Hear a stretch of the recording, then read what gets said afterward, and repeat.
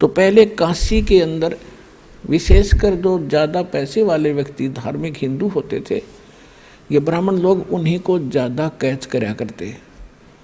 तो उनमें क्या था कि उन्होंने एक रूमर फैला दी कि भाई जो काशी में मरेगा वो तो जाएगा स्वर्ग में। और फिर एक उन्होंने बताया कि जो मगहर एक स्थान है उत्तर प्रदेश गोरखपुर के पास, उत्तर प्रदेश में गोरखपुर शहर के पास, अब उसका संत कबीर, जिला संत कबीर नाम रख दिया उस क्षेत्र का। तो वो मगहर एक स्थान है, आज भी है। वहाँ का राजा था बिजली खां पठान।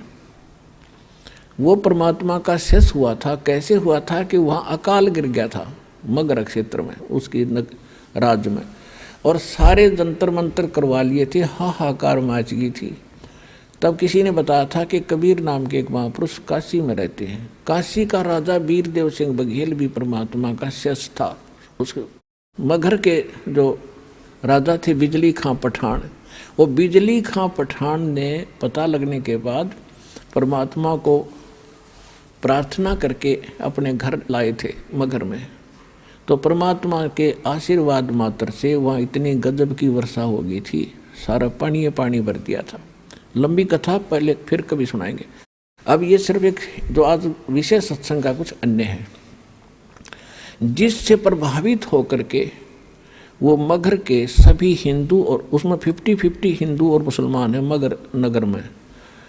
एक कस्बा सा है मगहर, जैसे बरवाड़े से भी छोटा, तो उसमें और छोटा गांव सा था। तो उसमें 50-50 हिंदू और मुसलमान हैं। सारे के सारे परमात्मा के शेष हो गए, क्योंकि सारे मरे थे, तड़फे थे, कति एक एक दिन गणे थे, घास फूस खाकर जीवन व्यतीत कर रहे थे।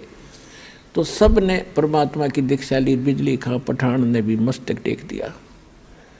और वहाँ कहते हैं मुसलमान, एक मुसलमान था, उसके संतान नहीं थी, 60 से ऊपर उम्र होगी थी दोनों की। तब परमात्मा से अर्ज करी थी, परमात्मा ने आशीर्वाद दे दिया था, बेटा यह भी समस्या तेरी हल हो जाएगी। 10वें महीने लड़का हो गया। उसका आज पूरा मोहल्ला बना हुआ है, पूरा सैकड़ों घर। उसका नाम रखा हुआ मगहर में मोहल्ला कबीर करम। मोहल्ला कबीर करम, यानी करम माने कृपा, रहम। कबीर परमात्मा की रहमत का प्रसाद रूपी यो मोहल्ला, ये सारे उसके आशीर्वाद से हम आज विद्यमान हैं। हम गए थे वहाँ पर, हम वहाँ गए थे, अब 2-3 बार देख कर आए, संगत को भी लेकर गए, ताकि आने वाले समय में वो प्रत्यक्ष दृष्टा मेरे साथ गए थे भक्त, अपने भाई बहनों को विश्वास दिलाएंगे कि सचमुच ऐसा है, हम देख कर आए थे। तो वो बिजली खां पठान उनका शेष हो गया। और काशी के जो पंडित जी थे, इन ब्राह्मणों ने एक अफवाह फैला रखी थी कि जो मगहर मरेगा वो गधा बनेगा, क्योंकि उस मगहर की पृथ्वी को भगवान शंकर जी ने श्राप दे रखा है। वहाँ जो मरेगा वो गधे की जुन्नी में जाएगा। और साथ में उस मगहर के साथ से एक दरिया बहा करती थी, उसका आमी नदी नाम था। अब भी है वो दरिया, अब भी है, लेकिन वो सूखी है, थोड़ा पानी चलता उसमें। तो वह कति सूख गई थी। कहते हैं भगवान शिव ने उसको श्राप दे दिया, उसका पानी खत्म कर दिया। ठीक है, अब वो सूखी पड़ी थी। उस मगहर के नीचे का पानी खराब है, वहाँ नहीं था उस समय। तो ये समस्या उनको बनी रहती थी। उधर से परमात्मा कहा करते थे कि भाई जो आपके धर्मगुरु कह रहे हैं कि जो मगहर मरेगा वो गधा बनेगा और नरक में जाएगा, और जो काशी में शरीर छोड़ेगा वो स्वर्ग में जाएगा। परमात्मा कहा करते थे कि भाई पुण्य करने वाला और पूरे गुरु से जो मंत्र लेकर शास्त्र अनुकूल साधना करने वाला, वो कहीं पर भी मरो वो अपने उस इष्ट धाम में जाएगा। ये आपको भ्रमित कर रहे हैं, झूठ बोल रहे हैं तुम्हारे गुरुजी। तो वहाँ क्या करते थे, काशी के अंदर इस बात को सिरोधार्य करके हमारे पूर्वजों ने, समझदार व्यक्तियों ने ये सोचा कि भाई मरना तो है, वृद्ध हो गए और क्यों ना हम काशी में चले जावा, काशी क्षेत्र में, बनारस में, और वहाँ मृत्यु हो जाए तो स्वर्ग तो चले जाएंगे। तो उन्होंने अपने बच्चों से कहा कि बेटा हम वृद्ध हो गए, हमारी व्यवस्था कर दो, हम वहाँ रह लें धर्मशाला वगैरह में, और कभी भी प्राण छूट जाएंगे हम स्वर्ग तो चले जाएंगे।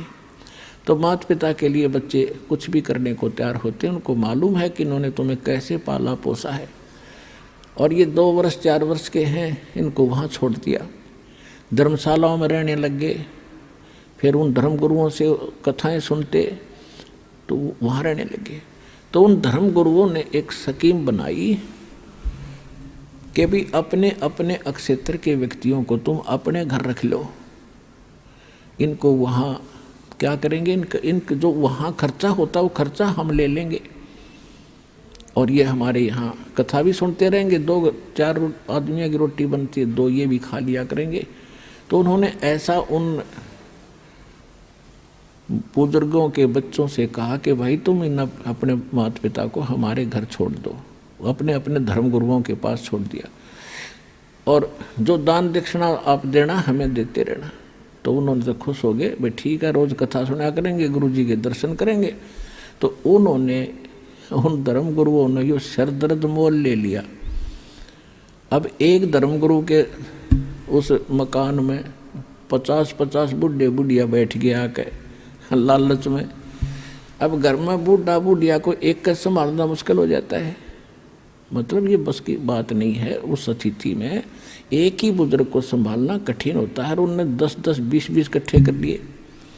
अब उन्होंने फिर स्कीम बढ़ाई कि यार तो बहुत बूढ़ी बनी भाई, ये कितने थूके हैं, कितने मुत्ते हैं, कितने टट्टी कर दिए हैं, बता क्यों कर संगवावा इनने। तो उन्होंने क्या स्कीम बनाई, मीटिंग करी गुप्त कि गंगा के किनारे, गंगा दरिया के किनारे एक आरा लगा दिया, करौत, जो लकड़ी काटने का होया करे, वो आदमी काटने के लिए, और वो उनको गुप्त रख दिया। ऊपर जैसे एक गुफा सी बना दी, और गुफा की आर्च बना दी, आर्च के अंदर से वो करौत ऐसे आवे और उन्हें काट कर उल्टा चला जावे। ऐसा उनका कंट्रोल हैंडल थोड़ा 100-150 फुट दूरी पर रस्से बांध कर बना दिया।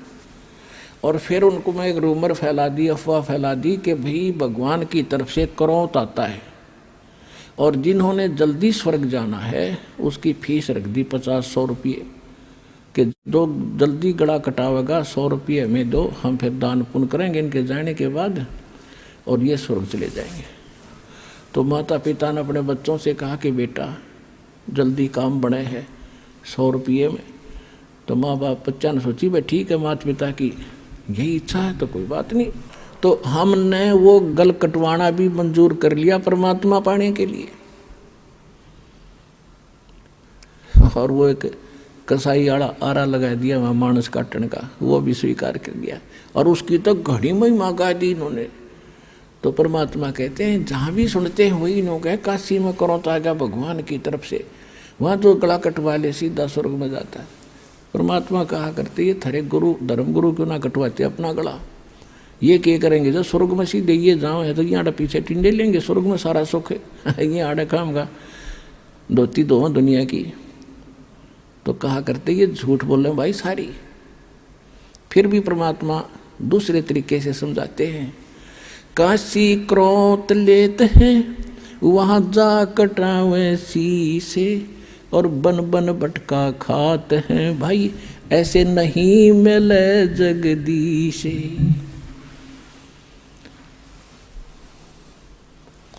परमात्मा कहा करते ये पंडित ब्राह्मण गुरु, यानी सभी ब्राह्मण नहीं, जो ब्राह्मण कर्म करते हैं, जो गुरु पद पर विराजमान है, उनके लिए कहा करते थे कि भाई ये आपके जो मंडलेश्वर हैं, गुरुजी हैं, ये सारे झूठे हैं, इनको ज्ञान नहीं है। और भाई अगर मगर मरने से यदि नरक में जाता है प्राणी तो मैं मगर मरूंगा, अनाउंसमेंट करवा दी परमात्मा ने कि भी इस दिन मैं मगर मरूंगा, और उसके लिए प्रस्थान कर दिया। 120 वर्ष की आयु थी परमात्मा की उस समय, 120 वर्ष, और 120 वर्ष की आयु में 200 किलोमीटर पैदल चल कर गए, तो कहने का भाव ये है, हर एक बात से पता चलेगा वो क्या थे। तो जब उन्होंने ये पता लगा, बिजली खां पठान को पता लगा कि गुरुजी यहाँ आ रहे हैं और यहाँ अपना शरीर छोड़ेंगे, और उधर से वीरदेव सिंह बघेल काशी नरेश को पता चला कि गुरुजी वहाँ जा रहे हैं अपना अंतिम सफ़र करने के लिए इस शरीर का, यानी वहाँ शरीर छोड़ेंगे। तो वीरदेव सिंह बघेल ने काशी के नरेश, वो हिंदू था, और बिजली खां पठान जो है वो मुसलमान था। तो यहाँ के हिंदू जो शिष्य थे कबीर साहब के, इंक्लूडिंग वीरदेव सिंह बघेल, इन्होंने स्कीम बना ली कि वहाँ मुसलमानों का अक्षेत्र है और वो गुरुजी की बिरान माटी करेंगे, ज़मीन में दबेंगे, और मुसलमान रीति से वो इनका अंतिम संस्कार करेंगे। ये हम नहीं देख सकेंगे, हम अपनी रीति से उसका संस्कार करेंगे और सबको यहाँ लाएंगे बनारस में। यदि सीधे हाथों बिजली खां नहीं मानेगा तो युद्ध करके लाएंगे। इस उद्देश्य से सेना साथ ले ली, और वो से दर्शकों की तो कहना है ना कितने चाल पड़े। बिजली खां पठान को पता चला, सबकी व्यवस्था की, परमात्मा पहुंच गए। तो बिजली खां पठान ने कहा कि भगवान, यहाँ पर एक सबसे बड़ी समस्या हमारे लिए ये है कि यहाँ कोई जल नहीं है और आदमी गणे आगे, चारों तरफ से दर्शक भी आगे हैं, इनके नहाने और धोने की व्यवस्था नहीं हो पाएगी। बाहर से कुछ जल मंगा रखा है, केवल पीने की व्यवस्था हम कर पाए हैं। परमात्मा ने कहा कि मैं पहले बहते जल में स्नान करूँगा और फिर मैं शरीर छोड़ूंगा। तो बिजली खां पठान ने बताया कि महाराज यहाँ साथ में भगवान एक आमी नदी बह रही है, बहा करती थी, अब सूखी पड़ी है। भगवान शंकर ने इसको श्राप दे रखा है, इसमें जल एकदम खत्म हो गया, हम भी बड़े दुखी हैं। तो परमात्मा ने कहा कि चलो मैं चलता हूँ, दिखाओ मुझे कहाँ है। जिस स्थान पर परमात्मा ने शरीर छोड़ने का निर्णय किया था उससे 400-200 फुट 300-400 फुट की दूरी पर वो दरिया खाली पड़ी थी। तो परमात्मा वहाँ चले, साथ में सब दर्शक, और कबीर साहब वहाँ देखकर किनारे पर खड़े हो गए। खड़ा होकर के ऐसे इशारा कर दिया जैसे ट्रैफिक का सिपाही ऐसे हाथ कर देता और सारी ट्रैफिक भाग लेती है। परमात्मा ने ऐसे इशारा किया था और काफ़ी दूरी पर उस दरिया में एक ऐसा धमाका हुआ जैसे कोई पत्थर फटा हो, कोई बम फटा हो, और एकदम पानी का फव्वारा निकला और पूरी दरिया भर के और बहने लगी।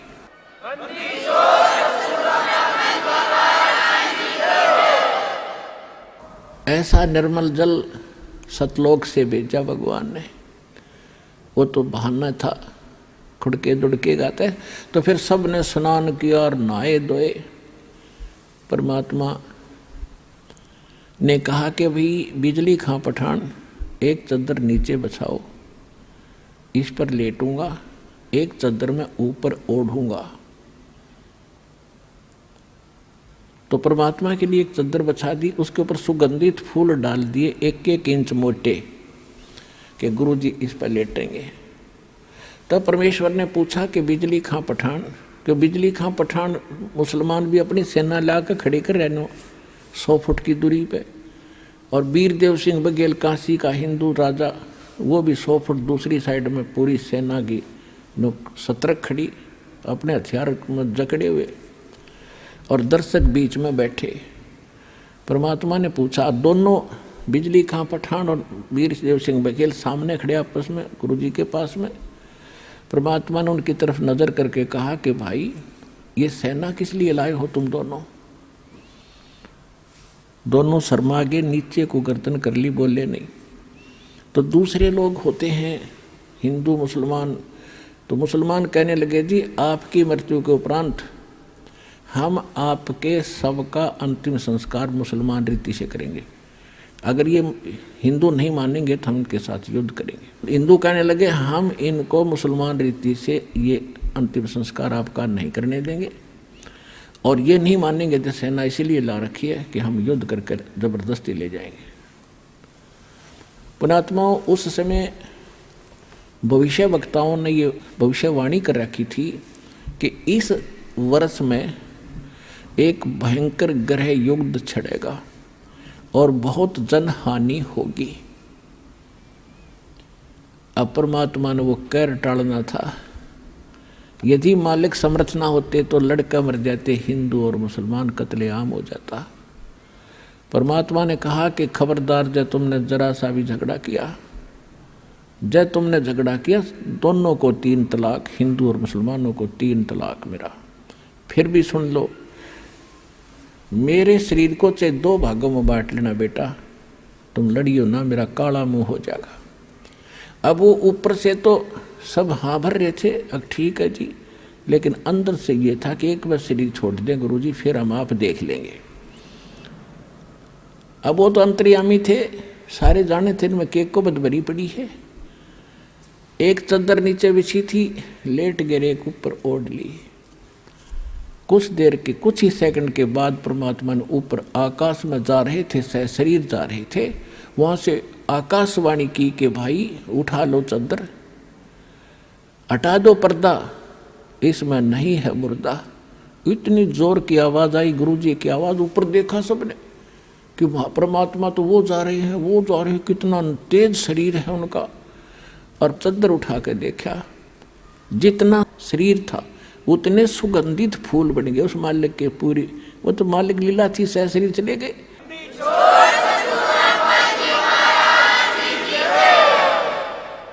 अपने आत्माओं, कहा तो वह कत्लेआम होना था, और कहाँ वो हिंदू और मुसलमान एक दूसरे से न्यू लिपट कर रो रहे हैं, जैसे किसी की माँ मर जा और पिता मर जा, इकट्ठे दोनों ऐसे रो रहे थे बिलख बिलख के, और पछता रहे थे अपने उस अज्ञान सोच को, रो रहे थे कि हम पहचान नहीं सके तो खुद अल्लाह आए थे। रो रहे थे बुरी तरह कि हमने बहुत बुरा किया, हमने कभी सुख, अंतिम समय में भी सुख ना दिया अपने मालिक को, अंत में भी उनको इतना तंग कर दिया। तो उन्होंने, बिजली खां पठान ने कहा कि भाई एक चद्दर आप ले लो, एक हम ले लेते, आधे फूल आप ले लो, आधे हम ले लेते हैं। बड़ी दया करी दाता ने, क्योंकि हम तो समझ के कुछ ही नादान मुसलमान और हिंदू हैं, ये बकवाद कर सकते। तो आधे आधे बांट के, वहीं पर 100 फुट का फैसला है। इधर हिंदुओं ने बना रखी है अपनी यादगार भगवान की, इधर मुसलमानों ने, वो आज भी विद्यमान है, और हम उसका चित्र भी लाए हैं, आपको दिखाते हैं। ये तो है मुसलमानों वाली यादगार। इसमें थोड़ा सा क्षेत्रामंद इसके अंदर भी जाकर आए थे, और इधर ये गेट है मुसलमानों का, और इसकी आड़ में, इस साइड में एक और गेट है, वो हिंदुओं के लिए है। और ये जो यादगार है ये हिंदुओं ने बना रखी है, और इनके बीच में ये गेट है सामूहिक आने जाने का आपस में, ये वाला। वहाँ कोई भेदभाव नहीं है, हिंदू और मुसलमानों का आपस में आज तक वहाँ का कभी कोई झगड़ा नहीं हुआ। ये यादगार आज भी विद्यमान है, उस परम पिता के सशरीर जाने की ये यादगार है, प्रत्यक्ष प्रमाण है।